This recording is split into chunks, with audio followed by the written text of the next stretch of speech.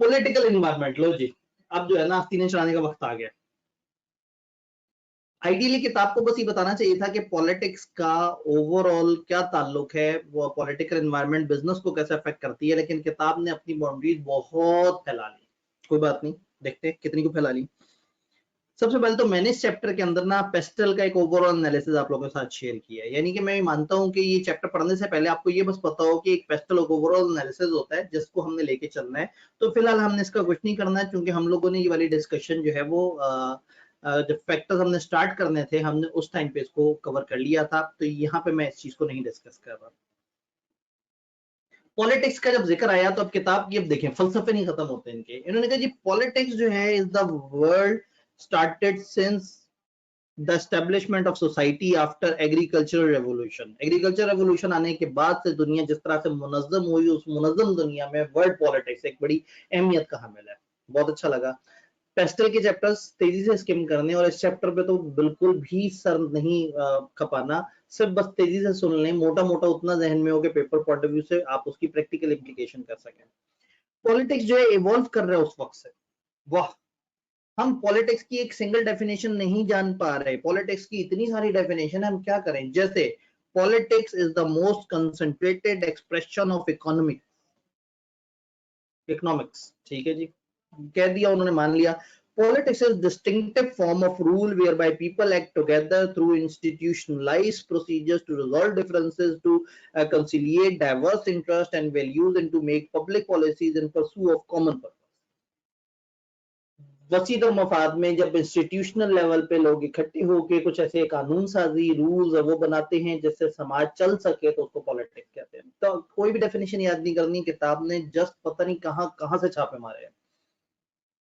Politics का direct या indirect impact होता है स्टेट, सोसाइटी, इंडिविजुअल, इकोनॉमी और गवर्नमेंट के ऊपर। भाई आप बिजनेस भी लिख देते जो आप पढ़ा रहे थे। खैर, business activity is always dependent on the political party and decision making. Political setup किसी भी कंट्री का डिपेंड कर रहा होता है उसकी पॉलिटिकल आइडियोलॉजी क्या है, पॉलिटिकल पार्टी की, वहां पे पहले से लॉज एंड रेगुलेशंस कौन से चल रहे हैं, वहां सोशल रिलीजियस कंस्ट्रेंट्स क्या है, सोशल और रिलीजियस क्या क्या मसलो मसाइल है, वहां पॉलिटिकल ऑपोजिशन क्या है, उनके एजेंडाज क्या हैं और क्या मामला है। एक सक्सेसफुल बिजनेस मैनेजर बनने के लिए आपको पॉलिटिकल एनवायरनमेंट को जहन में रखना होगा, ताकि आप अपॉर्चुनिटीज और जो रिस्क आपके सामने आप उसको समझ सकें। अगर आपको अपने इलाके की पॉलिटिक्स समझ आ रही है तो कहानी आपके लिए, बिजनेस चलाना आपके लिए थोड़ा सा बेहतर हो जाएगा। डिफरेंट तरीके से पॉलिटिकल फैक्टर्स बिजनेस को अफेक्ट कर सकते हैं। गवर्नमेंट स्पेंडिंग, डायरेक्शन क्या स्टेट की, स्टेट हेल्थ पे काम कर रही है, एजुकेशन पे काम कर रही है। फॉर एग्जांपल आपको अचानक से नजर आता है कि जी सेहत कार्ड और ये इसके ऊपर काफी ज्यादा काम हो रहा है, तो ठीक है आप एक ऐसे मिडलमैन बन सकते हैं जो इंश्योरेंस प्रोवाइड करे, जो एक तरफ से डॉक्टर हॉस्पिटल से बात करे, एक तरफ से गवर्नमेंट से बात करे और कहें जी हमारा वाला हॉस्पिटल भी आपको ये चीज प्रोवाइड करेगा, हम आपको इतने % डिस्काउंट पे दे देंगे, और बीच में इंश्योरेंस आ जाए। लोगों नजर आते हैं गवर्नमेंट सड़कों पे काम कर रही है, प्रोजेक्ट्स पे काम कर रही है, तो yes there is a business जो कि सड़कें बनाने वाले, प्रोजेक्ट्स बनाने वाले, वो उसको एक्सप्लॉइट कर सकते हैं। तो ये देखें जरूर कि गवर्नमेंट की स्पेंडिंग किस साइड पे है। डायरेक्शन ऑफ स्टेट स्पेंडिंग जो है वो उनकी अपनी पॉलिटिकल आइडियोलॉजी पे होती है। कोई कंस्ट्रक्शन पे काम करता है, कोई आईटी पे काम करता है, कोई पागल बनाने पे काम करता है, कोई सोशल मीडिया पे काम करता है, कोई सिर्फ एडवर्टाइजमेंट पे काम करता है और कोई अच्छी तकरीरें करता है। हर किसी का अपना अपना एक मिजाज है, अपनी अपनी पॉलिटिकल आइडियोलॉजी है। गवर्नमेंट जो कि लेफ्ट की तरफ इंक्लाइंड होगी वो ज्यादा फ्री हेल्थ, एजुकेशन और पब्लिक उस पर काम करेगी। अभी लेफ्ट और राइट अलाइन का क्या मतलब है? लेफ्ट वाली चीज का मतलब है कि लोगों पे फोकस हो रहा है, राइट का मतलब होता है वो अपने आप को फोकस कर रहे हैं।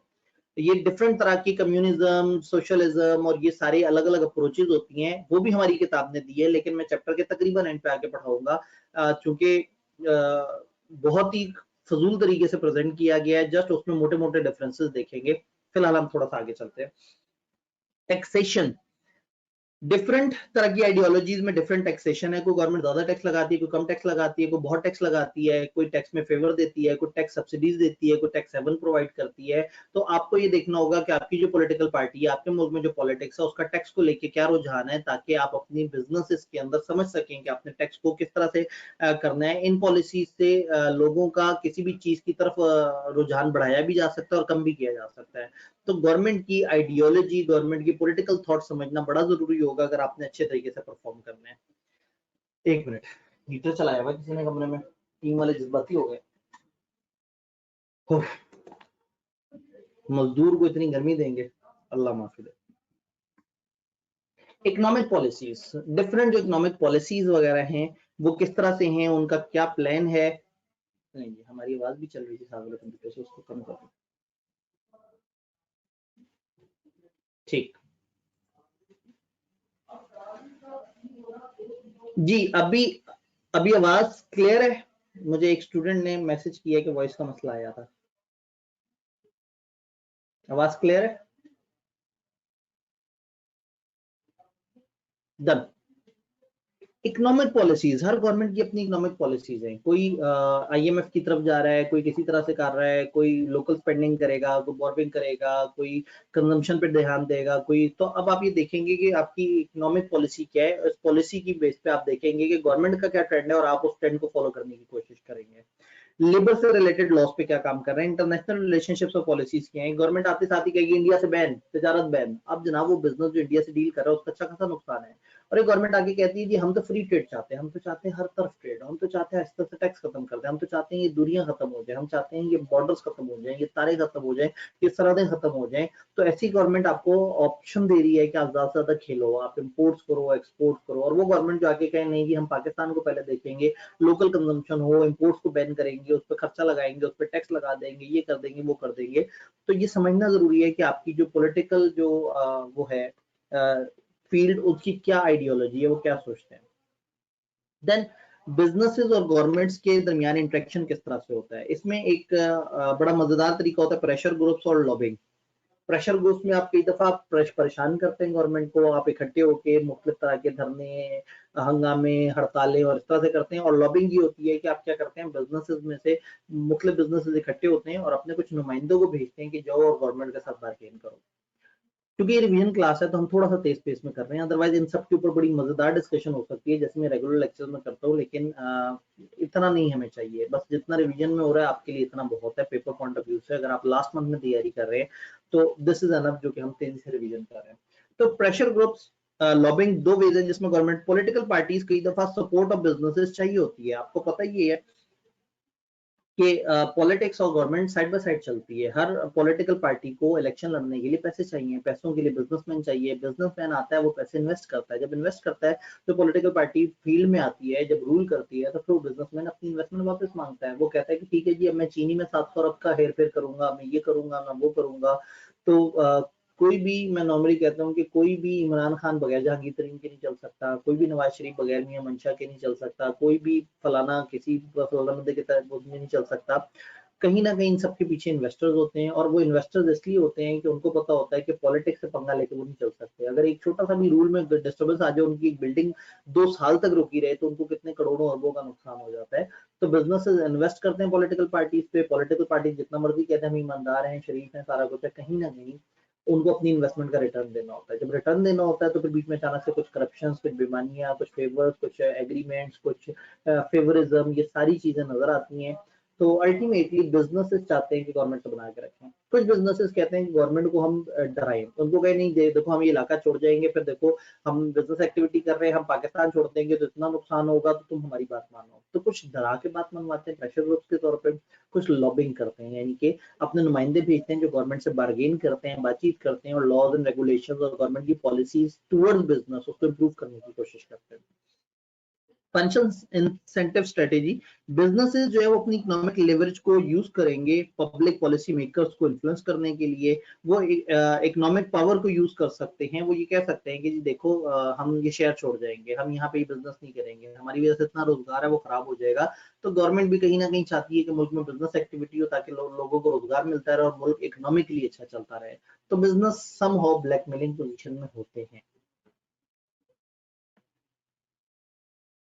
अब एक ओवरऑल आपने एक बिल्डिंग स्ट्रेटेजी डेवलप करनी है, आपने अगर पॉलिटिकल पार्टीज को इन्फ्लुएंस करना है, सारा कुछ है, तो उसमें क्या होता है, बिजनेसेस पॉलिटिकल एनवायरनमेंट को इन्फ्लुएंस करने के लिए सपोर्ट ले रहे होते हैं ऑर्गेनाइजेशंस और लोगों से, और जो उस चीज से इफेक्ट हो रहे होते हैं। कुछ इन्फ्लुएंसर अप्रोच ये है कि आप स्टेक होल्डर्स के साथ कोलेशंस कर लेते हैं, आप एम्प्लॉय, स्टेक होल्डर, कस्टमर्स, इन सबको साथ मिलाते हैं और उनसे कहते हैं देखिए जी गवर्नमेंट ये कर रहा है और इस तरह से करके, और ये एक नेगेटिव इशू है, देखिए हमारी कंपनी अफेक्ट हो रही है, आप भी अफेक्ट होंगे। वो अपने आप को पास होने वाला इफेक्ट कंज्यूमर पे शिफ्ट करते हैं ये ऐसे ही हैं जैसे बिजनेसेस कहते हैं नहीं जी अब आपको 10 रुपए का शॉपर लेना पड़ेगा, नहीं तो हम आपको चीज नहीं बेच सकते, गवर्नमेंट ने हमें कहा आपको कुछ कहना है गवर्नमेंट को। तो कई दफा आप नेगेटिवली अपने तमाम स्टेक होल्डर्स को बार बार ये पिंच करते हैं कि गवर्नमेंट कुछ बुरा कर रही है, जिससे एक अल्टीमेटली एक प्रेशर ग्रुप क्रिएट हो और लोग गवर्नमेंट के खिलाफ आवाज उठाए और गवर्नमेंट को लगे कि उन्होंने डिसीजन अच्छा नहीं किया। फॉर एग्जाम्पल 1 रुपया हर उसमें बिल के अंदर कट जाना, फॉर एग्जांपल 10 रुपए का शॉपर मैंडेटरी हो जाना कि लाजमी लेना है। तो ऐसी कुछ चीजें होती हैं जिसमें बिजनेस को एक अपॉर्चुनिटी मिल जाती है कि वो लोगों को वर्गलाए और लोग फिर आगे से गवर्नमेंट के खिलाफ हो जाएंगे जी आपने क्या किया, और गवर्नमेंट प्रेशर में आके उस चीज को खत्म कर ले। एडवोकेसी एडवर्टाइजमेंट भी होती है, कई दफा उनके एड जो है वो फोकस कर रहे होते हैं गवर्नमेंट की, अगर कंट्रोवर्शियल पॉलिसीज हैं तो उनके ऊपर उनके एड्स और उसके अंदर कहीं ना कहीं हिट हो रही होती है, लोगों के दिमाग में हल्का हल्का सा स्ट्राइक कर रहे होते हैं कि government is not doing good. Trade association है, कई दफा कई वो बन जाते हैं, चैम्बर ऑफ कॉमर्स वाले इकट्ठे हो गए, पाकिस्तान फलाना वाले इकट्ठे हो गए, federation of Pakistani chamber of commerce and industry इकट्ठे हो गए, overseas investor chamber of commerce इकट्ठे हो गए, एप्टमा हो गया। मतलब अलग अलग तरीके के फोरम है जिसमें मुख्तलिफ ग्रुपिंग करके ये इकट्ठे होकर गवर्नमेंट के साथ बार्गेन भी कर सकते हैं और गवर्नमेंट के खिलाफ धरने भी दे सकते हैं, शोर शराबा भी मचा सकते हैं, मीडिया को भी इन्वॉल्व कर सकते हैं, social media, electronic media, print media. तो कहीं ना कहीं बिजनेस और गवर्नमेंट का आपस में इंटरेक्शन कुछ ना कुछ चलता रहता है। एक पब्लिक अफेयर्स डिपार्टमेंट का भी कॉन्सेप्ट होता है, कई दफा बहुत बड़ी ऑर्गेनाइजेशन में उन्होंने एक पब्लिक अफेयर डिपार्टमेंट बनाया होता है। बहुत सारी बड़ी ऑर्गेनाइजेशन ऐसी जो पब्लिक प्रोडक्ट में डील कर रही हैं, फॉर एग्जांपल शुगर में डील कर रही हैं, आटे में डील कर रही हैं, इस तरह के कामों में, या बहुत बड़ा एक हॉस्पिटल है, तो क्या होता है उनकी टीम होती है कि मीडिया वाले जब भी कूप करेंगे, जब भी कहेंगे जी आपका ये बिजनेस में ये हुआ वो हुआ, तो वो एक उनका एक डिपार्टमेंट होगा जो कि लोगों से डील करेगा, लोगों के सामने आके तकरीर करेगा, गवर्नमेंट से डील करेगा, गवर्नमेंट के मसलों मसाइल देखेगा। तो अक्सर बड़ी ऑर्गेनाइजेशन ने कुछ सोफिस्टिकेटेड लोग रखे होते हैं ऐसे डिपार्टमेंट में जो कि उनके बिहाफ पे डील करें और सारी चीजों को देखें कि सही तरह से चल रही है या नहीं चल रही। नहीं जी, यहां से शुरू होता है पाकिस्तान सोशल स्टडीज का सफर। किताब हमें ये बताने की कोशिश करी है कि पाकिस्तान बनते वक्त से लेके अब तक पॉलिटिकल आइडियोलॉजी क्या रही है, डिफरेंट लोग क्या आए, उनका क्या मिजाज होता था, किस तरह फोकस करते थे, क्या सोचते थे। तो लाइन बाय लाइन तो नहीं चलेंगे हम, मैं कोशिश करूंगा कि मैं आपको हर इरा की समरी देता चला जाऊं। ऐसी कोशिश करते वक्त मेरी कोशिश यही होगी कि मैं अपनी पॉलिटिकल आइडियोलॉजी को अपने तक रखूं, मैं किस चीज को सपोर्ट करता हूं, क्या वो है, मैं उसको इग्नोर कर दूं, किताब ने जिस लैंग्वेज में लिखा है मैं उस लैंग्वेज में बताऊं, और बीच में हल्के हल्के से कमेंट्स ऐड करता रहूं दोनों साइडों की फेवर में। लेकिन कोशिश मैं ये करूंगा कि मैं यहाँ बाइस्ड होकर ना बात करूं, मैं यहाँ वो बात करूं जो कि बस एक पढ़ने के लिए आपके लिए जरूरी है। ऑल्दो ये मुश्किल है अपने आप को अनबायस रखना, लेकिन I would try my best. करते हैं कहानी शुरू। मैं एक दफा जरा, ठीक है जी, हुआ क्या। अब देखिए मेरे पाकिस्तान, मेरे मुल्क के साथ क्या क्या हुआ है। 1947 से 1958 का टाइम, पाकिस्तान बना है। पाकिस्तान बनते साथ ही अचानक से पॉलिटिकल डिस्टर्बेंस, पाकिस्तान बनता है, पाकिस्तान बनते साथ ही कायद आजम मोहम्मद अली जिन्ना, उनको मार दिया जाता है। आप कहेंगे नहीं नहीं सर वो तो तभी मौत मरे थे, चलें आप मानते हैं तभी मौत मरे थे तो आप बहुत मासूम हैं, मेरा नहीं ख्याल कि वो तभी मौत मरे थे। शुरू में इतनी डिस्टर्बेंस हो गई, लोगों को शुरू में पावर गेम नजर आई, उन्होंने कहा नया नया मुल्क बना है, नए कंट्रोल्स हैं, सारा कुछ है, इस वक्त इसको लूटना आसान है, इस वक्त यहाँ पे आसानी से अभी पावर गेम में आ जाओ। जब नया मुल्क बनता है तो उसके बाद लोगों को एक अपॉर्चुनिटी नजर आती है, ऐसी है जैसे कॉर्पोरेशन का नया ऑफिस बने तो लोग कहते हैं अरे वाह वहां जाके फलाना कमरा मेरा होगा, फलाना सीट मेरी होगी। तो इसी तरह से पाकिस्तान नया नया बना, सबने इस पर हमला किया, पहले वजीर आजम को भी कत्ल कर दिया गया, फाउंडर को भी जो है वो बहुत अच्छे हालात में नहीं रखा, उनको उठा के साइड में जियारत भेज दिया गया। मतलब अजीब सी बात है कि एक बंदे की तबीयत खराब है, एक बंदा इस तरह से नहीं अफोर्ड कर सकता, उसको ऐसे लाके भेज दें जहाँ पे बहुत अच्छे सेहत के इंतजाम भी नहीं है। खैर एक अलग चक्कर है। 11 साल के अंदर 4 गवर्नर जनरल और 7 प्राइम मिनिस्टर्स चेंज होते हैं। इदारा बन रहा है, इदारा बनते साथ ही जो है वो लोग इसमें आ रहे हैं, पहले पॉलिटिकल लोग आए, फिर अचानक से जो है वो एक एस्टेब्लिशमेंट से एक बंदा उठ के एक ब्यूरोक्रेट आके वो मुल्क पर हुकूमत करना शुरू कर देता है। फिर वो क्या करता है, वो अपनी तरह की और ब्यूरोक्रेट को मौका दे देता है, उसको सामने लेके आता है। वो ये आहिस्ता आहिस्ता भूल जाते हैं कि अगर ये शुरू में ब्यूरोक्रेट्स को बीच में ले आए तो आहिस्ता आहिस्ता पॉलिटिकल जो चीजें वो साइड पे हो जाएंगी और ब्यूरोक्रेसी, ये जो गवर्नमेंट के ऑफिशियल्स हैं, ये मुल्क पर राज करना शुरू कर देंगे, जो कि ऐसा नहीं होना चाहिए था, हमें एक डेमोक्रेसी चाहिए थी। तो हुआ ये कि एक ने दूसरे को उतारा, दूसरे ने तीसरे को उतारा, एक दूसरे के खिलाफ साजिश हुई, कोई मर गया, कुछ और हुआ, एक गवर्नर जनरल ने प्राइम मिनिस्टर को उड़ा दिया, प्राइम मिनिस्टर ने बंदा फारिग कर दिया, ये ऐसे हो गया, वैसे हो गया। तो हुआ ये कि इन सब ने अपने अपने तरीके से काम किया और किसी ने अपने आप को पावरफुल करने के लिए, अब जैसे ये गुलाम मोहम्मद ने जो है वो पहली असेंबली डिसॉल्व की और अपनी पसंद की कैबिनेट बनाई, और ये भूल गया कि एक फौजी को उसने जो है वहां पे एक मिनिस्टर बना दिया। यानी कि ब्यूरोक्रेट ने खुद से एक फौजी को अपॉर्चुनिटी दी कि आओ और तुम भी देखो, सियासत बड़ी मजे की चीज है। तो अब तीन तरह की पार्टी हो गई, सियासी लोग जो सियासत करना चाह रहे हैं, जो पॉलिटिकल डेमोक्रेटिक साइड पे सोच रहे हैं, ब्यूरोक्रेट्स जो रूल्स एंड रेगुलेशंस की बेस पे हुक्मरानी कर रहे हैं अंग्रेज के तर्ज हुकूमत पे, जिस तरह से अंग्रेज पाकिस्तान पे हुकूमत करता रहा था। और तीसरा फौजी जिसको कोई चस्का नहीं था फौज में आने, गवर्नमेंट में आने का, लेकिन उसको इस ब्यूरोक्रेट ने कहा कि आओ जरा देखो तो सही, बड़ा मजेदार माहौल है। तो वो सारा कुछ हुआ है। अब इस वक्त जो है वो स्टेट के इंस्टीट्यूशन बने नहीं है। इस वक्त इंस्टीट्यूशन को खड़ा करने का टाइम था, इदारों पे काम करने का टाइम था, किसी ने उसके ऊपर काम नहीं किया और मुल्क अपने तरीके से बहना शुरू हो गया। कुछ लोग जो बिजनेस माइंडेड थे उन्होंने देखा यार ये बड़ा मजेदार तरीके से चल रहा है, गवर्नमेंट स्टेबल नहीं हो रही, आपस में लड़ाई झगड़ा हो रहा है, this is the ideal time. Businesses ने पेनिट्रेट करना शुरू कर दिया, अपने अपने तरीके से खेलना शुरू कर दिया, अपनी प्राइसिंग सेट की, अपने तरीके से चले। बहुत ज्यादा रूल्स नहीं थे, बहुत रेगुलेशन नहीं थी, बहुत रुकावटें नहीं थी। याद है ईज ऑफ डूइंग बिजनेस कितनी इंपॉर्टेंट चीज है। तो यहाँ ease of doing business ease क्या मतलब, मैं कहता हूँ कि इतना सुकून था कि गवर्नमेंट को तो परवाह ही नहीं है कि मुल्क में क्या हो रहा है, तो वो तो आपस में लड़ रहे हैं, पावर की गेम चल रही है। तो इस वक्त जो कि बिजनेसेस थे, छोटे छोटे से बिजनेसेस, उन्होंने अपने आप को बड़ा किया और बिल्कुल ही शुरू के वक्त में ऐसे नए मुल्क में जब बिजनेस ग्रो नहीं कर सकते, अचानक से हमें कुछ बिजनेसेस, कुछ टाइकून्स, कुछ लोग बहुत तूफानी ग्रो करते नजर आए। ये एरा खत्म होता है। ये एरा कैसे खत्म होता है? फौजी भाई जो है उनको अचानक से समझ आया कि यार ये तो मैं कर सकता हूँ गेम। फौजी भाई आए, उन्होंने पिछले बंदे को फारिग किया, उसने कहा जी अब मैं मुल्क चलाऊंगा। जब उसने आके मुल्क को देखा तो मुल्क का सत्यानाश हुआ हुआ था। मुल्क में इतनी पॉलिटिकल डिस्टेबिलिटी थी, इतने सारे मसलों मसाइल हुए थे, इतने प्रॉब्लम आ गए थे। इसने कहा जी अब मैंने इदारों को खड़ा करना है। फौजी आया, इसने कहा जी मुझे कोई नहीं निकाल सकता, मैंने मुल्क पे हुकूमत करनी है, मुल्क का सब बड़ा बड़ा सबसे बड़ा ओहदा मेरे पास है। उसने क्या किया, उसने पॉलिटिकल चार्ज उठा लिया। उसने स्टेट का कंट्रोल 1958 7 अक्टूबर को वो किया, 11 साल तक रहा। और अब इसने इदारों पे तक काम किया, इसने पाकिस्तान को ग्रो करने की अपॉर्चुनिटी दी, इसने कंस्ट्रक्शन पे काम किया, डेवलपमेंट पे काम किया, बजट पे काम किया। हम कह सकते हैं कि पाकिस्तान का एक अच्छा दौर अयूब खान वाला था। शायद फौजी दौर इतना अच्छा ना होता अगर पॉलिटिक्स ने सही काम किया होता, लेकिन प्रॉब्लम है कि पॉलिटिकल डिस्टेबिलिटी की वजह से वो तो काम नहीं कर सके। तो जब एक फौजी आमिर आया, उसको समझ आया कि मुझे किसी ने नहीं हटाना। जैसे मुल्क में स्टेबिलिटी आई, जैसे भी स्टेबिलिटी ऑफ टेन्योर आई, तो फौरन से पावर गेम सामने आई और मुल्क ने आहिस्ता आहिस्ता डेवलप करना शुरू कर दिया। तो हम ये कहते हैं कि इकोनॉमी जो है वो क्विकली रिवाइटलाइज हुई। इकोनॉमिक ग्रोथ जो है वो तेजी से बढ़ गई। एजेंडा था कि क्विक रिजल्ट्स लेके आने हैं, नए यूनिट्स स्टैब्लिश हुए और क्या हुआ, बिजनेस को खुल के मौका मिला। इसने बिजनेस को नहीं छेड़ा, इसने बिजनेसमैन को कहा देखो मैं मुल्क के इदारे खड़े करना चाह रहा हूँ, मैं चाह रहा हूँ मुल्क में ग्रोथ आए, तुम लोगों के पास खुला मार देना, जो करना है करो, मैं तुम्हें टैक्स में छूट देता हूँ, मैं ये करता हूँ। बस इस वक्त मेरे मुल्क को जरूरत है कि मेरे मुल्क में बिजनेस होना चाहिए।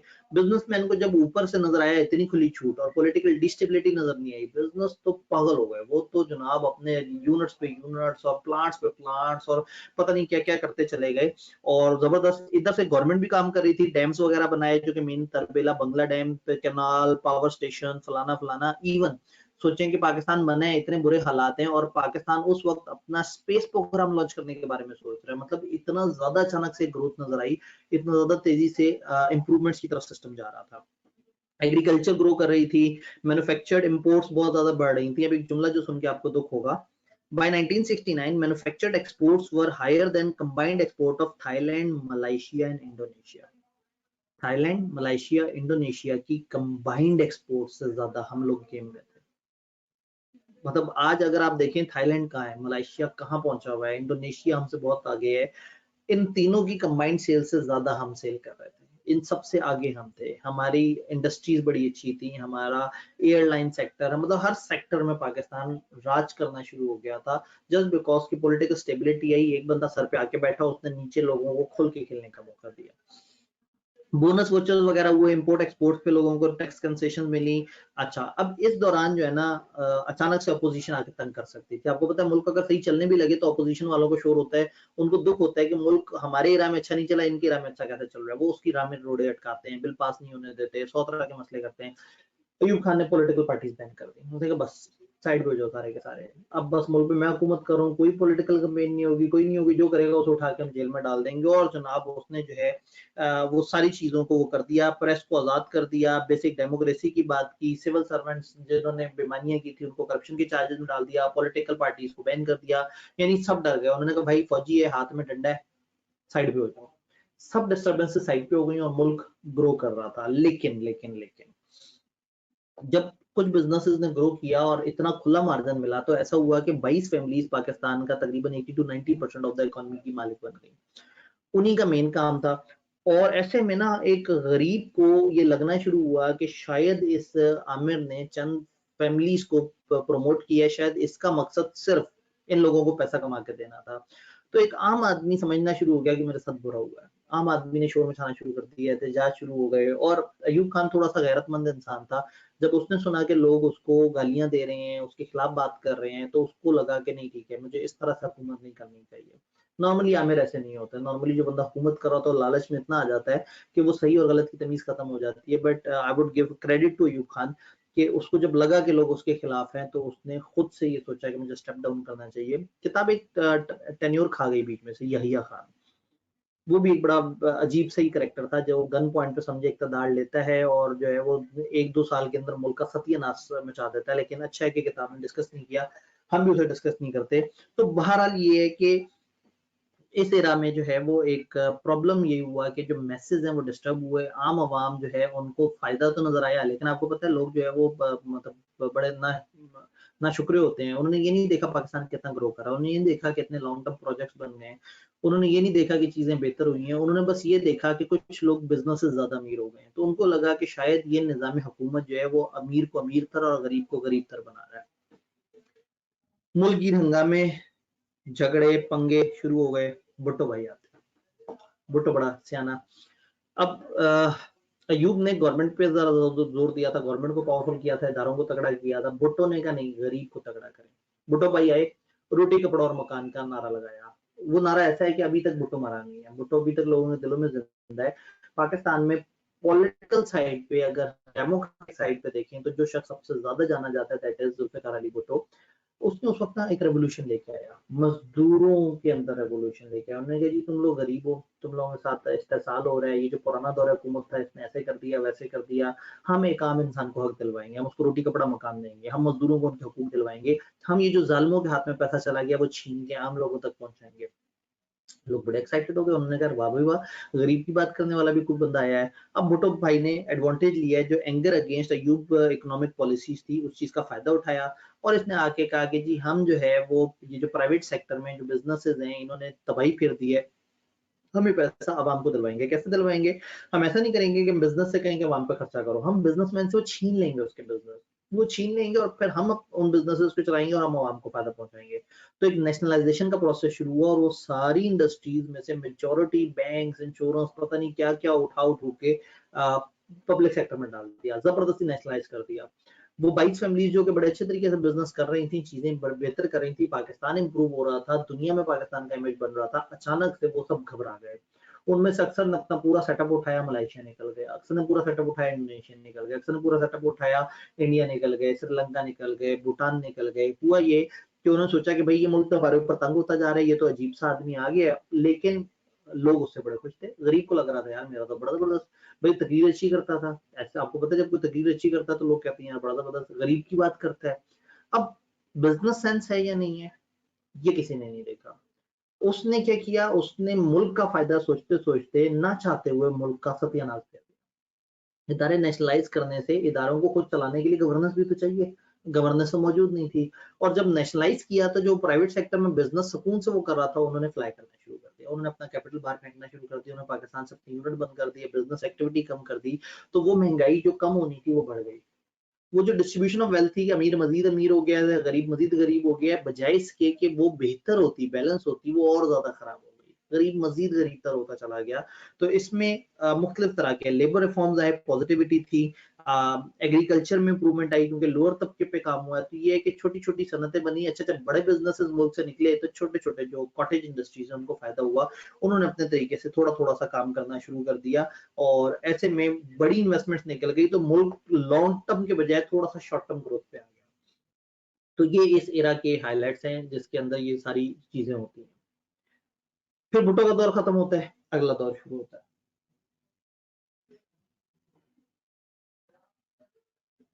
जिया मिलिट्री कूप से आता है।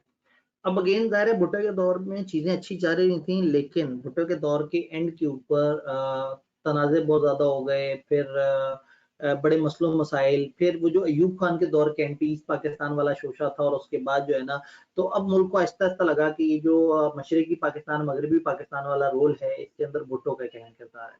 और कहीं ना कहीं ऐसा था कि पॉलिटिकली जो मशरकी पाकिस्तान वाला मामला है वहां पे वोट्स उनके पास ज्यादा थे, पावर उनके पास ज्यादा थी। तो रादर देन कि उनको पूरे मुल्क पे हुकूमत मिलती, भुट्टो ने नारा लगा दिया यहाँ हम वहां तो। तो ऐसे में उन लोगों को लगा कि हमें इस पाकिस्तान में एक्सेस नहीं है और वो ईस्ट पाकिस्तान वाले ही मामलात में उलझे रहे। तो मुल्क के अंदर नफरतें पैदा होना शुरू हो गई, आपस में इलाकाई तासुब शुरू हो गया कि मशरकी और मगरबी दो अलग अलग तरह के पाकिस्तान है। इंडिया ने मौके का फायदा उठाया, बीच में दरार डाली और साबित कर दिया कि हाँ भाई जो है ना वो एक अच्छा दुश्मन है। और ऐसे में मशरकी मगरबी पाकिस्तान को आपस में लड़वा के बाकायदा दो अलग अलग मुल्क बन गए, जो कि इंडिया का हमेशा से ख्वाब था। तो कहीं ना कहीं हमारे पॉलिटिकल मिस गवर्नेंस ने अच्छा खासा इसमें रोल प्ले किया। जिया भाई आते हैं, जिया ने कहा जी भुट्टो को फारिग करो और मुख्तलिफ एक्शन वगैरह लिए जाएं और जो करप्ट लोग हैं उनको सजा दी जाए। थोड़ा सा सख्त आदमी था। अच्छा लोगों को यूब खान का जमाना याद था, उन्होंने कहा लो जी एक और फौजी आ गया, चलो मुल्क सही होगा। लोग फौजी को शुरू में एक्सेप्ट करते हैं, 2-3 साल चलने देते हैं, उसके बाद अचानक से लोगों को लगता है कि democracy is the solution. Problem ये है कि हम सब नाशुक्र हैं, हम बस मसीहा की तलाश में और हर मसीहा के प्रॉब्लम्स को देखते हैं और फिर उस मसीहा को रिजेक्ट कर देते हैं। उसके बाद एक नया मसीहा एक नई चेंज का नारा लगा के आता है और हमारा दोबारा सत्यानाश कर देता है। तो हुआ ये कि भुट्टो की गवर्नमेंट फारिग हुई। गवर्नमेंट जो है वो एक राइट विंग मिलिट्री लीडर, वही जो राइट की तरफ ज्यादा फोकस करता है। राइट लेफ्ट वाली बात भी थोड़ा सा आगे जाके वो हो रही होगी। पॉलिटिकल एक्टिविटी को इसने भी बैन कर दिया, पॉलिटिकल पार्टिसिपेशन को कम कर दिया। पॉलिटिकल आइडियोलॉजी सेंट्रलाइजेशन मरकज और उसके ऊपर थी। एक नई चीज जो इस दौर में थी वो थी इस्लाम। पिछले जो भी लीडर्स हैं वो सियासत पे बात करते थे लेकिन रिलीजन पे बात नहीं करते थे। जिया जो है वो थोड़ा सा रिलीजियसली भी कनेक्टेड था। उसने इस्लाम, इस्लामिक इदारे, मुख्तलिफ जमातें, मुख्तलिफ तंजीमें, इनकी प्रमोशन पे काम किया। फिर लोगों के अंदर जहाद का जज्बा और वो सारी चीजें भी जगाने की कोशिश की। अच्छा इस दौर की एक और नीड भी थी कि पाकिस्तान को मुख्तलिफ महाजों पे अमेरिका की सपोर्ट करनी थी। अमेरिका कह रहा था कि मैं आपको फंडिंग दूंगा और आपने मेरे इन मामलात में मेरा सपोर्ट करना है, रूस को तोड़ने में आपने मेरी मदद करनी है, फलाना जगह। तो ऐसे में मुल्क में एक आइडियोलॉजी इस्लामिक उस वक्त इसलिए भी जरूरी थी कि मुल्क इस्लाम के नाम पे आया है, लेकिन अनफॉर्चुनेटली वो प्लैंड आइडियोलॉजी थी जिसके थ्रू लोगों को जहन बना बना के जहाद के लिए तैयार करके तकरीबन बेचा गया अमेरिका को कि ठीक है जी आपके लिए हम आपकी वॉर हम लड़ेंगे, हम अफगानिस्तान के साथ मिलेंगे और हम जाके रशिया के टुकड़े टुकड़े कर देंगे। तो हुआ ये कि अमेरिका ने बहुत खूबसूरती से पाकिस्तान को इस्तेमाल किया। पाकिस्तान के लोगों को लगा कि वो मजहब से लगाव की तरफ जा रहे हैं, लेकिन अनफॉर्चुनेटली वो किसी के हाथों आलाकार बनते चले गए। मुल्क के अंदर मजहबी निज़ाम था, पर्दा वाजिब होना चाहिए, ये होना चाहिए, वो होना चाहिए, बहुत सारे ऐसे लॉज आना शुरू हो गए जो इस्लाम की तरफ थे। तो लोगों ने उसको पसंद भी किया, मौलवियों ने काफी पसंद किया, लेकिन लिबरल्स ने थोड़ा सा इसको रिजेक्ट भी किया। बट अगेन ये बुरी बात नहीं थी कि एक सियासतदान मजहब की तरफ हो, लेकिन उससे हुआ ये कि मजहबी जमातों को लगा कि we are so much protected, ऊपर लीडर जो है वो मजहबी है। तो उन्होंने अपनी एक्टिविटी शुरू की और उस एक्टिविटीज में आपको पता है कि फिर एक एक्टिविटी सही डायरेक्शन में जा रही है, गलत डायरेक्शन में जा रही है, उसको रोकना मुश्किल हो जाता है। तो हुआ ये कि शॉर्ट टर्म में लोगों को लगा कि पाकिस्तान में इस्लाम आ रहा है, लेकिन लॉन्गर रन में जब आपने मोटिवेट किया कि हर तरह का जहाद वाजिब है, बस जाओ फट पड़ो, धमाका कर दो, खुदकुश धमाका कर दो, ये कर दो, वो कर दो, लोगों को बताया कि ये सब जायज है। तो आहिस्ता आहिस्ता फिर एक शिद्दत पसंदी भी नजर आना शुरू हो गई। वो उन पॉलिटिकल पार्टीज में से हर कोई बहुत ज्यादा पढ़ा लिखा नहीं था, तो उसी के बीच में से कुछ खतरनाक विंग्स निकलना शुरू हो गए जो कि अस्करियत पसंद विंग थे, जो कि लड़ाई झगड़े और उसको करते थे। तो लॉन्गर रन में इस इरा ने पाकिस्तान को अभी तक वो दहशत गर्दी और इस्लामिक जो टेररिज्म और वो जो पाकिस्तान का इमेज खराब हुआ हुआ है वो चीजें मैं नहीं कह रहा सारे गलत हैं, कुछ लोग बड़े अच्छे तरीके से भी चल रहे थे, लेकिन अगेन जब आप एक चीज को एम्पावर करते हैं, सपोर्ट करते हैं, तो फिर उसके आफ्टर इफेक्ट्स जो है वो आपको सहने पड़ते हैं। तो इस दौर के अंदर जो है वो थोड़ा सा मिलिट्री और इकोनॉमिक असिस्टेंस हमें यूएस से आती रही, तो मुल्क को थोड़ा सा बेहतरी होती रही, जीडीपी जो है वो बेहतर ग्रो हुआ, एग्रीकल्चर सेक्टर बाकी सारी चीजें बेहतर हुई, फिस्कल डेफिसिट अभी भी था। तो ओवरऑल जो है वो सारी चीजें आने के बाद भी, अमेरिका से अच्छे पैसे आने के बावजूद भी कुछ चीजें इतनी इंप्रूव नहीं हुई जितनी इंप्रूव होनी चाहिए थी। तो यूं समझे कि हमने शॉर्ट टर्म ग्रोथ के चक्कर में लॉन्ग टर्म मुल्क को जो है ना वो धक्का दे दिया। वक्त कम और मुकाबला सीखा। फिर 1988 से 1999 का दौर आता है, 4 गवर्नमेंट्स आती हैं, 2 दफा बेनजीर भुट्टो, 2 दफा नवाज शरीफ। इन उस जमाने में खेल बन गया था कि पहले ये आता है, फिर वो जो आता है, फिर ये आता है, फिर वो आता है। तो लोगों को समझ आया कि शायद पॉलिटिक्स में 2 ही फैमिलीज हैं और इन्होंने बारी-बारी हुकूमत करनी है। और उस वक्त क्या होता था, सदर के पास भी पावर होती थी, तो एक दफा सदर ने करप्शन पे जो असेंबलियां डिसॉल्व कर दी, एक दफा एक पार्टी ने दूसरे की टांग खींच ली, आदम एतमाद की तहरीक चला दी। तो हुआ ये कि थोड़े से अरसे के अंदर आप देखेंगे 11 साल के अंदर 4 गवर्नमेंट चेंज हुई। ये इतनी को बहुत बुरी बात भी नहीं है, पहले तो इससे ज्यादा डिस्टेबिलिटी रही है, लेकिन असूलन आइडियली 10-11 साल में 2 हुकूमतें होनी चाहिए। 4 दफा हुकूमत आई आके गई। अब ऐसे में क्या होता था, ये जब भी आते और जाते थे ना तो मुल्क डिस्टेबल हो जाता था। हर बंदा आके उसको पता होता था कि पता नहीं मैंने 5 साल रहना है या नहीं रहना, तो मंसूबे भी बनाता था जो 1 साल का मंसूबा और 1.5 साल का मंसूबा, ऐसा मंसूबा जिससे ग्रोथ आए। नवाज शरीफ ने मोटरवेज का प्रोजेक्ट दिया, बड़ा प्रोजेक्ट था, इस वजह से जैसे ही वो गया उसको प्रोजेक्ट को रोक दिया गया और फिर वो प्रोजेक्ट दोबारा से रिस्टोर हुआ जब दोबारा से नवाज शरीफ आया। तो होता ये था कि फिर एक दूसरे को क्रेडिट नहीं देते थे, चाहते थे कि बस अपने दौर में हीरो बने और लोगों के सामने साबित करें कि हम अच्छे हैं। तो ये जो बार बार गवर्नमेंट चेंज हो रही थी तो कोई भी इदारा ग्रो नहीं कर सका, किसी इदारे को लॉन्ग टर्म टाइम नहीं मिला, इन्होंने लॉन्ग टर्म पॉलिसीज नहीं बनाई, लॉन्ग टर्म विजन नहीं था, एक दूसरे की ऑपोजिशन में एक दूसरे को गंदा करने में, एक दूसरे की टांग खींचने में लगे रहे, जिसकी वजह से मुल्क के अंदर बहुत अच्छी रिफॉर्म नहीं आ सकी। लेकिन बिजनेस के ऊपर ये टाइम बुरा नहीं था, बिजनेस को पॉलिटिकल डिस्टर्बेंस नजर आ रही थी, लेकिन ये दोनों पार्टीज बिजनेस को सपोर्ट करती थी। दोनों पार्टीज का विजन ये था कि हाँ भाई बिजनेस जो है वो चलता रहना चाहिए। तो बिजनेस को थोड़ा सा मौका मिला, पॉलिटिकल डिस्टेबिलिटी की वजह से कुछ थ्रेट्स थे, लेकिन अपॉर्चुनिटीज बिजनेस के लिए ये थी कि ज्यादा उन्हें पूछने वाला कोई नहीं, और एक गवर्नमेंट एक पॉलिसी बनाएगी तो बिजनेस कहते थे चलो कोई बात नहीं यार, 1-1.5 साल का मसला है, गवर्नमेंट जाएगी तो हम दोबारा से सही हो जाएंगे। तो ये सारे मामला जो है वो इस दौर में भुट्टो, बेनजीर भुट्टो और नवाज शरीफ के इस सारे उसमें होते रहे। 4 फैक्टर्स ने पाकिस्तान की इकोनॉमिक परफॉर्मेंस 1990s में डिटरमाइन की। पॉलिटिकल इंस्टेबिलिटी और फ्रीक्वेंट चेंजेस ऑफ गवर्नमेंट की वजह से, मिस गवर्नेंस दोनों पॉलिटिकल पार्टीज की वजह से, पॉलिटिकल विल नहीं थी और टाइमली डिसीजन नहीं लिए गए, और एंड पे पाकिस्तान के वसी तर मफाद में जो एटमी धमाके किए गए। अमेरिका नहीं चाहता था एटमी धमाके हो, लेकिन मुल्क की फौजी क़यादत भी चाहती थी और मुल्क में नवाज शरीफ की जो हुकूमत है वो भी चाहती थी कि ये धमाके हों, क्योंकि इंडिया नहीं तो बहुत ज्यादा पावर में आ जाएगा। इंडिया धमाके कर चुका था, पाकिस्तान के ऊपर अच्छा खासा प्रेशर था।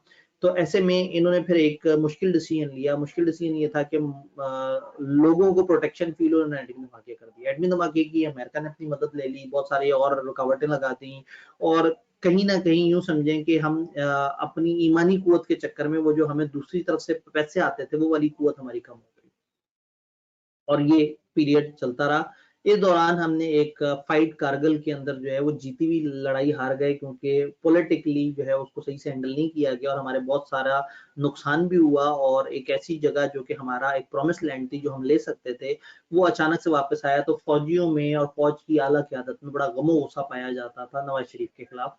और ऐसे में जब नवाज शरीफ को एक टाइम पे पता लगा कि जी एक फौजी जो हवा में उड़ के आ रहा है, उसने आते ही मेरे पे हमला करना है, मेरी गवर्नमेंट छीन लेनी है, उसने हवा में ही उसको कोशिश किया कि वो जहाज जो है वो कहीं और लैंड कर जाए, और कहीं और लैंड करने में इवन यहाँ तक कह दिया कि बेशक इंडिया में लैंड कर रहा हो, बेशक उसका पेट्रोल ऊपर ही खत्म हो जाए, जो भी हो वो नीचे नहीं, मेरे पास नहीं आना चाहिए। जिससे एक अजीबोगरीब सा मसला हुआ, नीचे जमीन पे जो लोग बैठे थे कोर कमांडोज, उन्होंने कहा ये क्या मजाक है, इन्होंने ये मतलब एक फौजी को उठा के, फौज का हेड जो ऊपर आ रहा है उसको उठा के उसने कह दिया जी तुम इंडिया में उतार दो।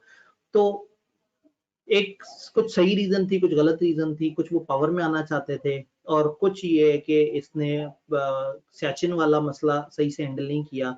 तो फौज को लगा कि अब हमें मुल्क पे हुकूमत कर लेनी चाहिए, मुल्क के साथ बहुत मजाक हो चुका है। और वैसे भी फौज हर 10-11 साल चलने देती थी मुल्क को, जब मुल्क खराब होता था तो दोबारा से आ जाती थी। तो फौज को लगा कि अब हमारे आने का वक्त फिर से आ गया। Then comes Parvez Musharraf.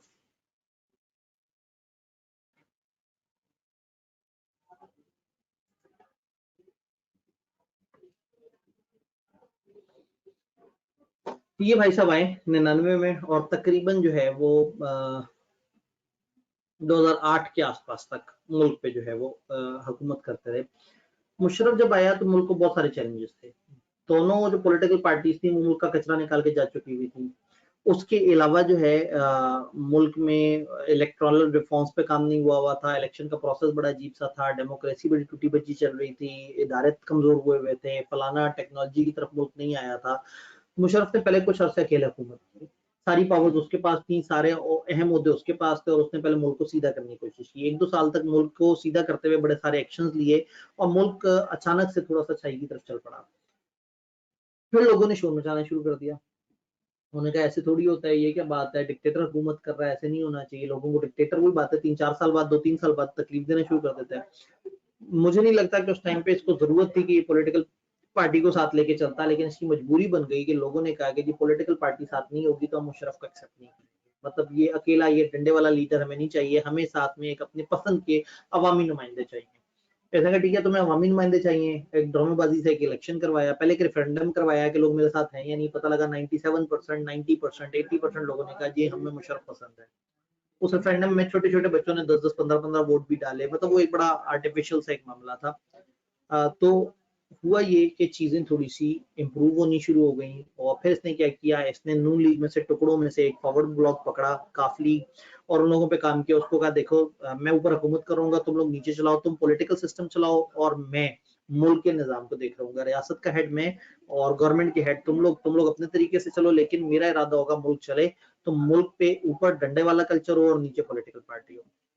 Election कराया, इलेक्शन के रिजल्ट भी वही मुतवक्के थे जो लोगों को चाहिए थे और अल्टीमेटली काफली की एक हुकूमत अच्छी खासी अक्सरियत के साथ बन गई और एक कमजोर सी एक अपोजिशन जिनका वक्त डर होता था कि मुशर्रफ उठा के हमें जेल में न डाल दें। और फिर मुल्क को 5 साल चलाया गया। बड़ा गोल्डन एरा था पाकिस्तान का। आईटी में इंप्रूवमेंट हुई, इकोनॉमी में इंप्रूवमेंट हुई, इंपोर्ट एक्सपोर्ट्स वगैरह सिस्टम बेहतर हुए, इदारों पे काम हुआ, क्योंकि अब मुल्क को दोनों सिस्टम मिल गए थे। डेमोक्रेसी के वक्त मुल्क को चाहिए होता था डिक्टेटरशिप और डिक्टेटरशिप के वक्त मुल्क कहता था डेमोक्रेसी क्यों नहीं आती। अब दोनों सिस्टम चल रहे थे, ऊपर डिक्टेटर था, नीचे डेमोक्रेसी थी। तो मुल्क बड़े अच्छी डायरेक्शन में चल रहा था, सारी चीजें इंप्रूव हो रही थी। बट अचानक से जो है वो मीडिया को लगा के वो आजाद नहीं है। और मीडिया को ये साबित करने के लिए कि वो आजाद है या नहीं है, उसने एक करेक्टर लिया। जो भी आके गवर्नमेंट की फेवर में बात करता था उस प्रोग्राम को रेटिंग नहीं मिलती थी, लेकिन जो गवर्नमेंट के अगेंस्ट बात करता था उस प्रोग्राम को हमेशा रेटिंग मिलती थी। तो हुआ ये कि मीडिया ने ये तकरीबन तकरीबन हर वक्त गवर्नमेंट के खिलाफ बातें करना शुरू कर दी और उसको बैन करते थे तो और शोर शराबा मिटाते थे कि जी मीडिया को पाबंदी लगा दी, ऐसे हो गया, वैसे हो गया, वैसे हो गया। फिर अचानक से जो हमारा जुडिशियल सिस्टम है उसमें लोगों ने सर उठाना शुरू कर दिया, उसमें उल्टे सीधे फैसले करने शुरू कर दिए। बहुत सारी जगह पे बहुत सारे लोगों को सपोर्ट करना शुरू कर दिया। मुशर्रफ ने फौजी अदालतों का सिस्टम लेके आया और वो सारे मसले जो कि हल ही नहीं हो रहे थे, 10-10 साल से जेलों फंसे हुए थे मामला, तो उनको जल्दी जल्दी रिजॉल्व करना शुरू किया। जब रिजॉल्व करना शुरू किया तो जो हमारा जुडिशियल सिस्टम है उनको लगा कि लो ये तो हमारे इख्तियारात में हमला है, ये फौजी ने उठ के कैसे अदलिया पे हमला कर दिया जनाब। वो फिर 1-2 उल्टे सीधे फैसले किए। मुशर्रफ ने फौरन से एक्शन लिया और उसने कहा जी चीफ जस्टिस को जो है ना वो उड़ा के ले आओ, ये चीजें सही नहीं चल रही। चीफ जस्टिस को जब लेके गए हैं तो वो जिस तरह से लेके गए हैं, मीडिया ने कवरेज दी, मीडिया ऑलरेडी अगेंस्ट था, जुडिशियल सिस्टम अगेंस्ट था। अचानक से मुल्क में एक मुल्क की तहरीक शुरू हो गई, वकला और जजेस सड़कों पे आ गए। उन्होंने कहा जी हम फैसले नहीं करेंगे, अदालतें बंद हैं। और जनाब हर जुमेरात को एक लंबी चौड़ी सी मार्च होती थी और उसके अलावा मुसलसल मुसलसल मुसलसल मुल्क में तहरीक चलती रही। लोगों ने सबने यही मशवरा दिया है कि भाई ये अब आप डिक्टेटर हैं, डिक्टेटर का टाइम खत्म हो गया है। तो काफ लीग वाले जो है वो उसको नहीं लग रहा था कि इनके हाथों में इंतजाम आना चाहिए। ऊपर से मुल्क में आवाम की तरफ से एक प्रेशर आना शुरू हो गया कि जी आप एक काम करें, आप उन दोनों को जिनको आपने एक्साइल किया हुआ है, बेनजीर और नवाज शरीफ, उन दोनों को वापस मुल्क बुलाएं, क्योंकि ये मुल्क पॉलिटिकल तरीके से चलेगा। आप डिक्टेटर हैं, आपको हमने फारिग कर दिया। प्रेशर पड़ा, एनआरओ देना पड़ा और उन्होंने वहां बैठे बैठे भी यहाँ के जो अपने लोकल विंग्स हैं उन पर काफी काम किया और उन्होंने ये जो मुल्क की तहरीक थी वकला की उसको सपोर्ट किया, उसके साथ मिल गए और इवन उस सारे को जो है ना काफी ज्यादा पावर देनी शुरू कर दी।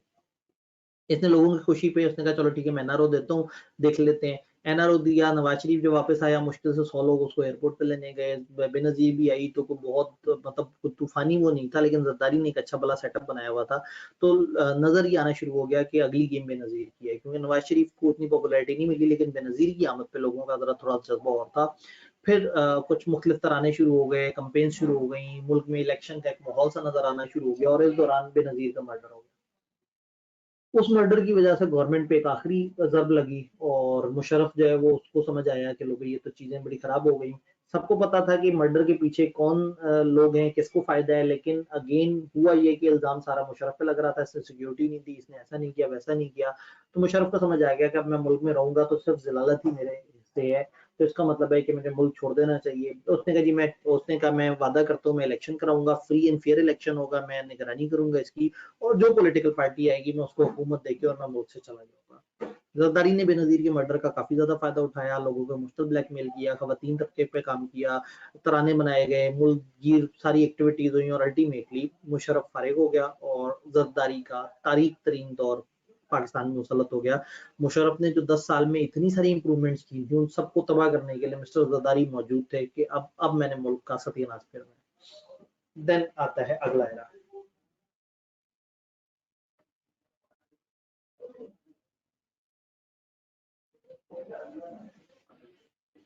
हाँ, सर याद क्या करूँ मैं 5000 दफा बता चुका हूँ, मैं कुछ भी नहीं बताऊंगा, इसमें कुछ भी नहीं करना, सिर्फ समझ लेना है एक दफा, सिर्फ समझ लेना है, सिर्फ सुन लेना है कि खुदा ना खास्ता पेपर में अगर कोई सवाल आ जाए, ऑल तो सवाल बनता नहीं है लेकिन अगर आ जाए तो आपको पता हो।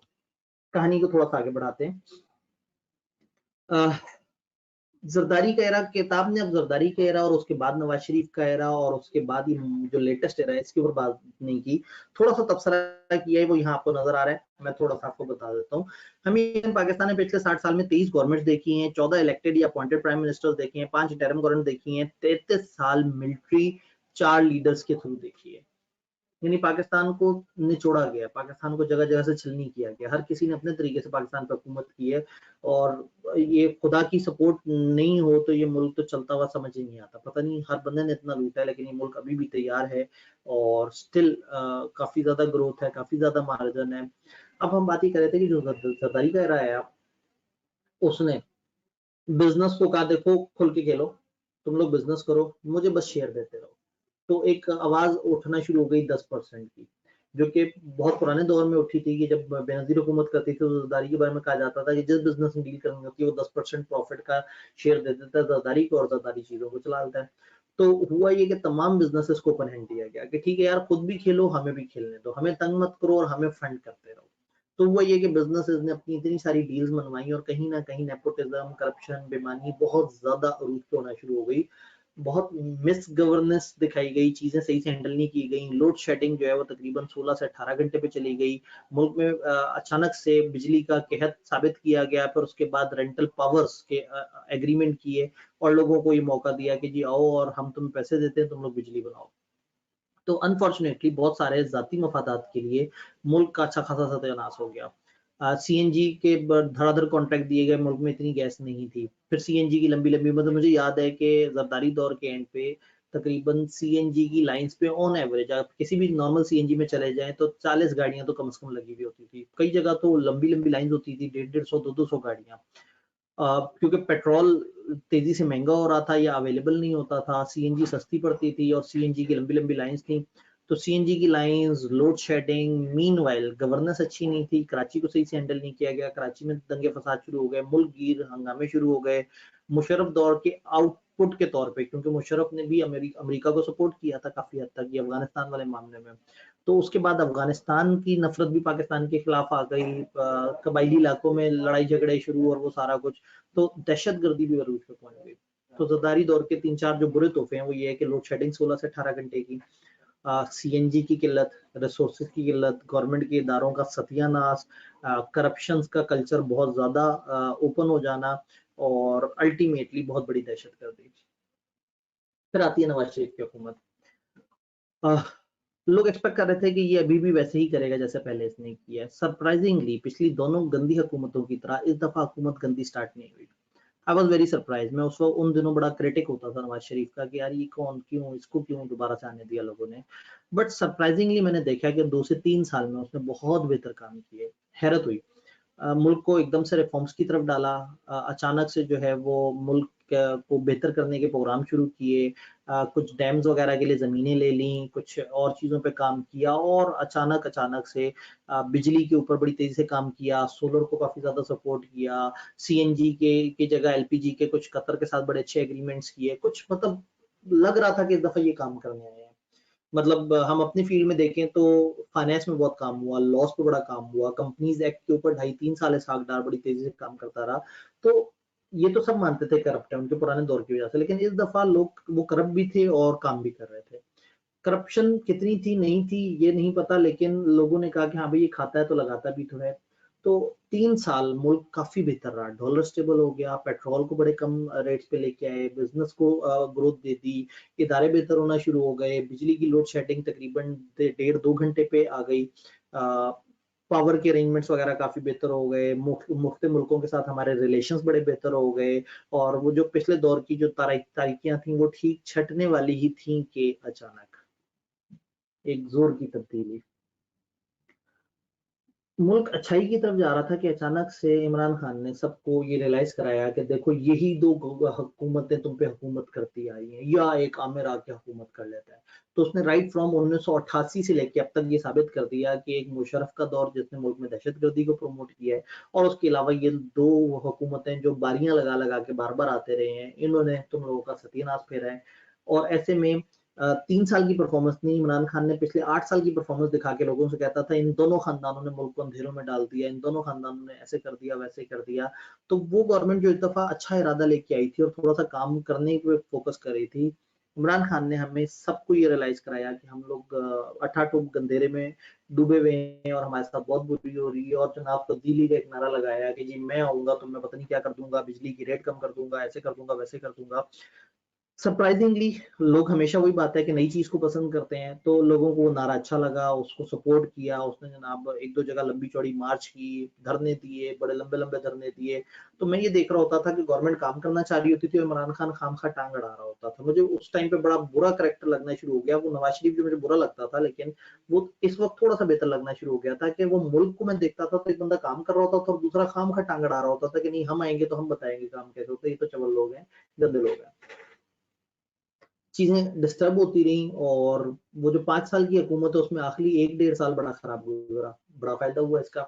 अब इमरान खान ने अगर कभी कंपेयर करना हो तो ये नहीं बताता कि सन 2015 में पेट्रोल का क्या रेट था, 2015 में डॉलर का क्या रेट था, वो बताता 2018 में क्या रेट था। यानी कि वो वाला साल काउंट करता है जिस साल में तो वैसे ही आपस में डील करके, फौज के साथ मिल मिला के, अदलिया के साथ सेटिंग करके, और वो सारी चीजें, और साबित हो गया कि नवाज शरीफ करप्ट है, गलत है और इसको मुल्क से निकाल देना चाहिए, इस पे केस होना चाहिए। तो वो दौर जब आधा साल तो नवाज शरीफ हेड ही नहीं कर रहा गवर्नमेंट को, उस वक्त चीजें जाहिर है जब आपको डिस्टेबिलिटी होती है, हर चीज खराब होती है। उस दौर को दिखा के, उस आखिरी 1 साल को दिखा के हमें साबित किया गया कि मैं चीजें बेहतर करूंगा। इंतहाई मजे की बात है कि वो जो खराब वाला दौर था, चीजें आज उससे बहुत ज्यादा बदतर हुई हैं। तो 2015-16 पाकिस्तान का काफी हद तक मुशर्रफ जैसा टाइम वापस आ चुका था और चीजें इंप्रूवमेंट की तरफ जा रही थी। जरदारी दौर के जो नेगेटिव थे वो बेहतर हो रहे थे, बट अगेन तब्दीली का नारा लगा, ये आए, इन्होंने जनाब अपने तरीके से मुल्क चलाया, इन्होंने कहा जी हमें जो जिसको जितनी अच्छी तकरीर करनी आती है उसको हम उतना अच्छा मनसब देंगे। फाइनेंस के ऊपर जो है अपना पसंदीदा बंदा लगाया जो कि बड़ी अच्छी तकरीरें करता था, लेकिन अनफॉर्चुनेटली उसकी परफॉर्मेंस अच्छी नहीं थी। इस दौर का मसला मिस गवर्नेंस था। नीयत इन लोगों की अच्छी थी, वही बात है, इनकी नीयत करप्शन की नहीं थी, साफ सुथरी नीयत थी, लेकिन इनको चलाना नहीं आता था, गवर्नेंस नहीं थी। और दूसरा, इमरान खान को समझ आ गया कि जी अगर मैं सिर्फ वही नारा लगाता रहूंगा तो बात नहीं बनेगी, तो मुझे इलेक्टेबल्स भी चाहिए। तो इस दफा गवर्नमेंट चलाने के लिए उसने आधे ऐसे बंदे पकड़े जो कि चमचे थे, जो कि दूसरी जगह से आए थे, दूसरी जगह से तोड़ के, जैसे लोटे जहांगीर तरीन बंदे भर भर के लाके देता रहा और ये अपनी टीम में डालता रहा। जो उसके अपने सिंसियर बंदे थे, लॉयल बंदे थे, जिन्होंने बड़े अच्छे सर्व किया था, वो नाराज हो गए। उन्होंने कहा नहीं भाई ये पॉलिटिकल आइडियोलॉजी ठीक नहीं है। लेकिन इमरान खान को लग रहा था कि बाय हुक और बाय क्रुक जो होना है वो सही होना है। मुल्क इनके पास आया। आ, वो जो पहले नारा था कि हमारे पास सिर्फ एक सूबा है, पूरा पाकिस्तान होगा तो आग लगा देंगे। मुल्क में सूबा पंजाब इनके पास, केपी की इनके पास, बलोचिस्तान में इनके अलायंस, सिंध में इनके अलायंस, बिल्तिस्तान, गिलगित बिल्तिस्तान, वहां पे इनकी हुकूमत, आजाद कश्मीर वहां पे इनकी हुकूमत, प्राइम मिनिस्टर अपना, सदर अपना, फौज सपोर्ट में, अदलिया सपोर्ट में। इतनी पावरफुल गवर्नमेंट मैंने कभी नहीं देखी। मतलब they had the best power पिछले 60 साल में, अभी तक कोई भी गवर्नमेंट इतनी पावरफुल नहीं हुई कि उसको सारे विंग्स की सपोर्ट मिले। अब देयर वाज परफॉर्मेंस टाइम, अब अवाम इनकी तरफ देख रही थी कि देखो तुम्हारे पास सारे इख्तियार आते हैं, सब तुम्हारे साथ हैं, कौन तुम्हारे साथ है, फौज तुम्हारे साथ है, परफॉर्म करो।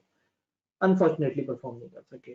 नजर ये आ गया कि वो चीजें उस तरह से नहीं चला सके जैसे उन्हें चलानी चाहिए थी, जो फिर लोगों की एक्सपेक्टेशन भी ज्यादा थी। इन्होंने भी जो है वो वादे ज्यादा किए, लॉन्ग टर्म विजन ज्यादा दिखाया, लेकिन शॉर्ट टर्म में भी नजर आया। जैसे उन्होंने कहा जी सेहत पे पिछले लोग क्या करते थे, बजट का कितना पोर्शन रखते थे, पता लगा अभी भी इन्होंने उतना ही पोर्शन बजट का रखना शुरू कर दिया। तो पता ये लगा कि वो चीजें जो नॉर्मल तरीके से चल रही थी, इन्होंने उसको डिफरेंट शेप दे दी। उन्होंने कहा जी एक बंदा गवर्नमेंट हॉस्पिटल में जाके 1 रुपए की पर्ची पे उसका इलाज हो जाता था। उन्होंने कहा नहीं, हम सेहत कार्ड देंगे। सेहत कार्ड के लिए फिर गवर्नमेंट ने बहुत सारे प्राइवेट सेक्टर में बहुत सारी कंपनी जिसमें अल्हम्दुलिल्लाह जहांगीर तरीन और लोगों के अच्छे खासे स्टेक्स हैं, उनके साथ एग्रीमेंट किया और ये हुआ कि ठीक है जी इंश्योरेंस होगी, इंश्योरेंस का पैसा आप लोग वो करेंगे, आपको प्रीमियम जाया करेगा गवर्नमेंट की तरफ से, आप लोगों का इलाज करवाएंगे। तो वो सेहत जिसके लिए गवर्नमेंट के पास बजट नहीं था, अब उस सेहत पे पूरे पाकिस्तान को अगर सेहत कार्ड इशू कर रहे हैं तो कागज देख के तो मजा का लग रहा है, लेकिन अल्टीमेटली उसके पैसे कहाँ से आएंगे? उसके पैसे प्रीमियम दिया जाएगा पाकिस्तान के बजट से कुछ कंपनियों को, और जब कंपनियों को प्रीमियम दिया जाएगा तो पता लगेगा कि वो लोग जो पहले चीनी के अंदर 700-800 अरब खा गए, वो अब हजारों अरब खा जाएंगे। तो अनफॉर्चुनेटली थोड़ा सा नजर आया कि ये लोग अच्छे थे, विजन अच्छा था, बट इनकी इम्प्लीमेंटेशन अच्छी नहीं थी, और ये काम करने के बजाय काम को दिखाने पे जरा ज्यादा लग गए। ऐसा नहीं है कि मैंने वोट नहीं किया, मैंने खुद भी इमरान खान को वोट किया था ये देख के कि उसका विजन बेहतर है, और ऑब्वियसली पुराने तजुर्बों से तंग आए हुए थे, तो हमने एक नया तजर्बा करना था। बट अगेन मैं इतना जरूर हौसला रखता हूँ कि अगर मेरी पसंद का बंदा आए और वो अच्छा परफॉर्म ना करे तो मुझे दुख करने का जरूर हक है। तो आंखें बंद नहीं कर लेनी चाहिए। अक्सर लोग क्या करते हैं कि नहीं जी मैंने वोट इमरान खान को किया तो बस अब मैं पागल हो गया हूँ, अब मैं लोगों को चपेड़े मारूंगा, लड़ूंगा, जलसे करूंगा, शोर मचाऊंगा, गालियां दूंगा अगले बंदे को जब वो इमरान खान को बुरा कहेगा। ऐसा नहीं है। जब बुरा हो उसे बुरा कहना चाहिए, जब अच्छा हो तो उस अच्छे को अप्रिशिएट करना चाहिए। इन्वायरमेंट पे बड़ा अच्छा काम किया है इन्होंने, चीजें काफी बेहतर की हैं। हमारी फॉरेन पॉलिसी बहुत बेहतर हुई है, दूसरे मुल्कों के साथ ताल्लुकात हमारे बड़े अच्छे हैं, पाकिस्तान का इमेज बेहतर करने की कोशिश हुई है। बट मिस गवर्नेंस हुई है, बिजनेसेस को ओपन हैंड मिल गया है, कंट्रोल्स खत्म हो गए हैं, प्राइस मतलब पिछले 1.5 साल में गाड़ियों की प्राइस 4-5 दफा बढ़ चुकी है, और हर चीज आज से 5-6 साल पहले जो जिन रेट्स पे थी उससे दुगने से ज्यादा रेट्स पे आ चुकी है। तो ये चीजें नहीं कंट्रोल हो सकी इस सारे दौर में। तो ये कुछ मसलो मसाइल बहरहाल दौरे हाजिर की हुकूमत के। आइडियल सिस्टम क्या है? मुझे लगता है मुशर्रफ ने एक अच्छा सोल्यूशन निकाला था। अगर उस वक्त मीडिया और अदलिया वाला मसला ना होता कि ऊपर डिक्टेटर हुकूमत कर रहा हो, तो लोगों को डर हो कि डिक्टेटर है भाई, इसे पंगा नहीं लेना, अपोजिशन भी ज्यादा तगड़ी ना हो क्योंकि उन्हें डर हो कि यार डिक्टेटर में उड़ा ना दे, और एक पॉलिटिकल सिस्टम उसके नीचे काम कर रहा हो, इमरान खान वगैरह होते लेकिन सर पे एक फौजी डायरेक्ट आके बैठा होता, और जहां इनको ये लोग कुछ गलत करते हैं इनको खौफ होता कि ऊपर एक अंकल बैठे। प्रॉब्लम ये है कि सब फौज थोड़ा साइड पे है, वो सामने नहीं आ रहे कि वो गंदे होते हैं, जब पीछे हैं तो बहुत सारे काम डायरेक्टली नहीं कर पा रहे, और ये लोग भी कुछ करने जाते हैं तो आधे काम ये नहीं कर पाते क्योंकि इनको फौज से अप्रूवल चाहिए होती है। तो एक अजीब सा एक मिक्स सा गवर्नमेंट चल रही है जिसमें फौज सामने भी नहीं आ रही और इनको काम भी नहीं करने दे रही। तो काम हो भी रहा है और काम नहीं भी हो रहा, तो अल्टीमेटली ये कह देता है जी मैं क्या करूं, मेरे हाथ मजबूर है, मैं चाहता हूं लेकिन हो नहीं पाता। तो असूलन इनको फ्री हैंड देते, ऊपर सर पे बैठते और इनकी नेगेटिविटीज पे काम करते फौज वाले, इनकी गलत एक्शन पे एक्शन लेते और सही एक्शंस को अप्रिशिएट करते। तो आइडियल सिस्टम ये है कि एक डंडा डंडे वाला बंदा मुल्क पे हुकूमत करे, जिसको कोई खौफ ना हो कि उसको निकाल रहा है कोई, और नीचे एक पॉलिटिकल सिस्टम अपने पॉलिटिकल तरीके से, अपने डेमोक्रेटिक तरीके से चल रहा हो, तो शायद इससे प्रॉब्लम्स का कुछ हल निकले। तो we were discussing social studies, कहानी भी खत्म नहीं हुई।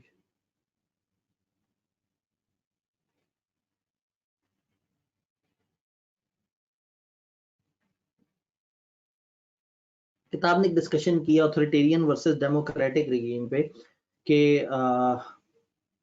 डेमोक्रेसी ज्यादा अच्छी है या ऑटोक्रेसी ज्यादा अच्छी है। तो इनमें तमाम दौरों की डिस्कशन करते हुए मैं आपको बताता रहा, और मैं खुद भी इस चीज पे कायल हूँ कि पाकिस्तान जैसे मुल्क में ऑटोक्रेसी ज्यादा इंपॉर्टेंट है।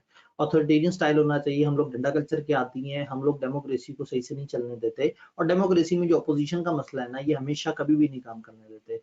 तो ऑथोरिटेरियन स्टाइल अपने तरीके से चलता है, लेकिन अगेन हर स्टाइल के अपने अपने फायदे और नुकसान मौजूद हैं। किताब ने एक और काम किया, किताब ने आपसे 7 दौर के बाद उसके स्टैट्स डिस्कस किए। मैंने क्या किया, उन सारे दौरों के स्टैट्स इकट्ठे करके आपके सामने ले आया। तो जनरल अय्यूब से लेके लेटेस्ट एरा तक 1958 से लेके 2019 तक कोशिश ये की है कि आपके सामने 2-2 साल के बाद जो है वो डाटा शेयर किया जाए, जितना डाटा किताब ने हमारे लिए अवेलेबल किया। बीच में आप देखें कि कुछ ईयर्स यहाँ पे गायब हैं। किताब ने मुशर्रफ वाले एरा के को जो है ना बहुत अच्छे से डिस्कस नहीं किया। मुझे लगता है कि जो जिस किताब से इन्होंने ये सारा डाटा उठाया वो मुशर्रफ का ज़्यादा फैन नहीं था। हालाँकि मुशर्रफ का एरा बड़ा अच्छे तरीके से डिस्कस होना चाहिए था, और ख़ास तौर पे उस टाइम के वेरिएबल्स आप देखते तो आपको नज़र आता कि इन सब में सबसे खूबसूरत वेरिएबल्स उस दौर के थे।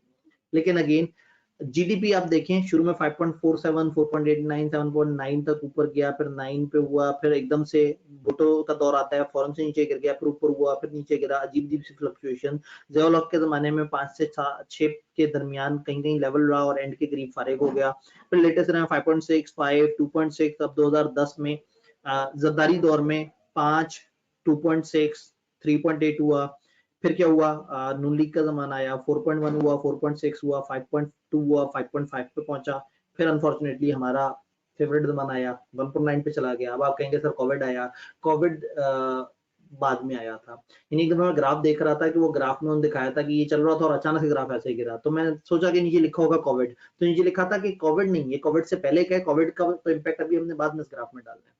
तो जीडीपी सत्यानाश हो गया। मैन्युफैक्चरिंग शुरू का डाटा नहीं है, 13.2, 11.4% इस तरह से करके आप देखें तो अलग अलग टाइम पे ज़ियाउल हक के जमाने में आपको ये बहुत ज्यादा हाइप नजर आती है। ये इन्होंने बड़ा अच्छा यहाँ पे परफॉर्म किया। उसके बाद चीजें जो है वो 9.4 मुशर्रफ के दौर में 9.4 थी, फिर आगे जब डेमोक्रेसी आई तो 6.1, फिर ज़रदारी के दौर में 1.4, 2.1, फिर दोबारा से नून लीग का दौर आता है 5.7, फिर 3.7, 5.8, यानी कि एवरेज 5 के आसपास हुई। 2018 में ये दौर खत्म होता है, 2019 में -0.7 पे चली जाती है कहानी।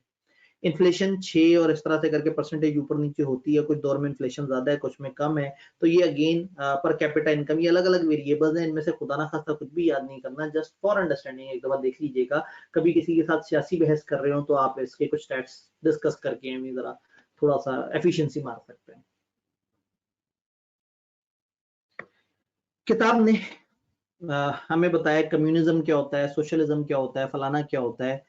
जस्ट एक दफा उसको तेजी से देख लेना है, जल्दी से देख लेते हैं ताकि हम गुफ्तगू को तमाम करें।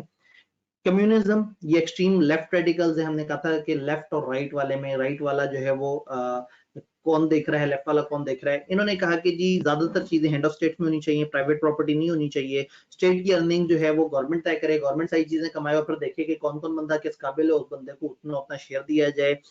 इगलिटेरियनिज्म हो जाए, सारे लोग बराबर हों, क्लासलेस सोसाइटी हो, गवर्नमेंट की नजर में सब एक जैसे हों, जो ज्यादा पढ़े लिखे हों, ज्यादा टैलेंटेड हो, उनको ज्यादा सर्व किया जाए, इंडिविजुअल्स को फ्रीडम ना मिला जाए। एक ऐसा पॉलिटिकल सिस्टम जिसमें रिलीजन की कोई गुंजाइश ना हो, लोगों की आजादी ना हो, गवर्नमेंट ही सब कुछ कमाती हो, गवर्नमेंट ही सब कुछ स्पेंड करती हो। कम्युनिज्म, सोवियत यूनियन इसकी एक example. Then liberal left wing democratic socialism, इसमें most of the things hand of states में हो, लेकिन कुछ एक्सेप्शंस हो, प्राइवेट प्रॉपर्टी अलाउड हो, लोगों की एबिलिटी के हिसाब से डिस्टिंक्शन की जाए, आउटपुट को लोगों की कैपेबिलिटी के हिसाब से वो किया जाए, स्टेटस को यहाँ पे चैलेंज किया जाता है, बड़े छोटे की तमीज उस तरह से नहीं रखी जाती। पीपल, स्टेट की रिस्पॉन्सिबिलिटी है, स्टेट को चाहिए कि बिजनेस को वो रेगुलेट करें, रिलीजन की इजाजत है, पीसफुल तरीके से चेंज अलाउड है, सारे लोग बराबर हैं, और कलेक्टिविज्म, इकोनॉमिक क्वालिटी, और ये सारे इसके फीचर्स हैं। स्वीडन इसकी एग्जांपल है। किताब हमें अलग अलग तरह की पॉलिटिकल आइडियोलॉजी बता रही है जिसकी यकीन माने हमें बिजनेस के लिए कोई जरूरत नहीं थी, लेकिन किताब बता रही है, जल्दी से देख लेते हैं। सेंटर मॉडरेट डेमोक्रेसी, चेंज चाहते हैं लेकिन ट्रेडिशन को खराब नहीं करना चाहते।